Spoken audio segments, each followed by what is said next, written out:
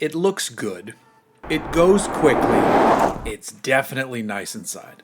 But it's gained a ton of weight. We almost need to classify this thing as an SUV. This is the new, extremely powerful, and quite heavy 2025 BMW M5.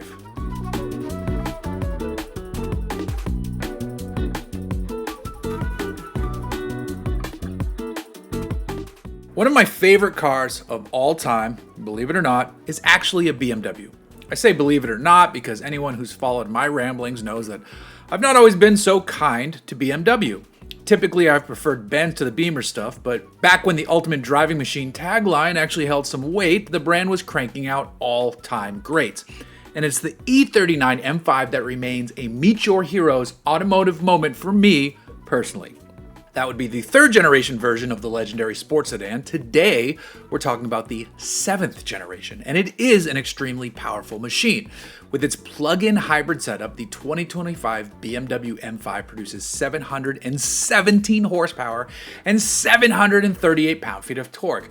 Absolutely gargantuan numbers, and a very healthy jump over the prior version of the M5.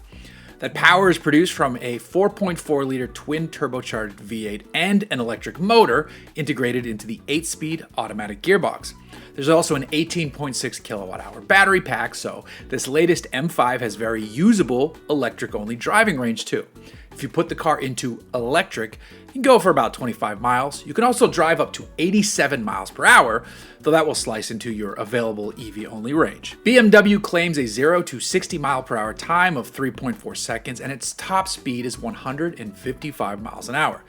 You can uncork a 190 mile per hour top speed with the available BMW driver's package. You're going to want to check the box for that package though, since you need it for the Dynamic and Dynamic Plus driving modes, as well as the track mode. While the M5 is an all-wheel drive machine, this is the M xDrive system we're talking about here. So it's rear biased, but it can also be straight up run in a rear-wheel drive mode. You can still drift the latest version of the BMW M5, which is nice to know. Just save money in the bank for the tires, with the M5 getting a staggered setup on 20-inch front wheels and 21-inch rear wheels. Those are wearing high-performance tires. BMW gives the M5 a stiffer chassis setup. You get steel springs along with adaptive dampers. The M5 has four-wheel steering, which is great for both high and low-speed maneuverability. And then you get large 6-piston front brakes. Steel is standard, but carbon ceramics are available as an option. BMW has to develop a lot of chassis smarts for this one because it's quite heavy. I'm not exaggerating here either.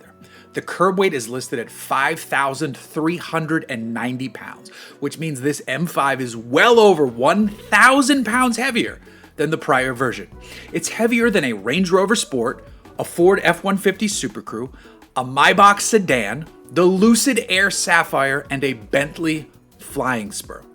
It's wildly heavy, and it still goes quite quickly, which is pretty amazing to be honest, but imagine how much easier it would be for driving dynamics engineers if they didn't have to deal with all of that curb weight. The stress on the tires, brakes, and suspension is immense. Style-wise, the new BMW looks pretty good, especially with that green paintwork BMW has on this launch vehicle. It's obviously wider than the latest 5 Series, but it's also longer and wider compared to the prior M5 competition. The quad exhaust looks great, and the various vents and lines set the proper tone stylistically for the car. Inside, you'll find the 2-into-1 screen setup that BMW is using now, but in front of that is the M-specific wheel with M buttons, proper paddle shifters, and a flat bottom design. BMW will show off the car later this month at the Goodwood Festival of Speed. It's set to go on sale here in North America in November of this year and will start north of $120,000. Don't forget, though, that the M5 Touring is also set to arrive, and we should see that one in the fall as well. And as gorgeous as I expect that car to be, it's probably going to be even heavier than the sedan.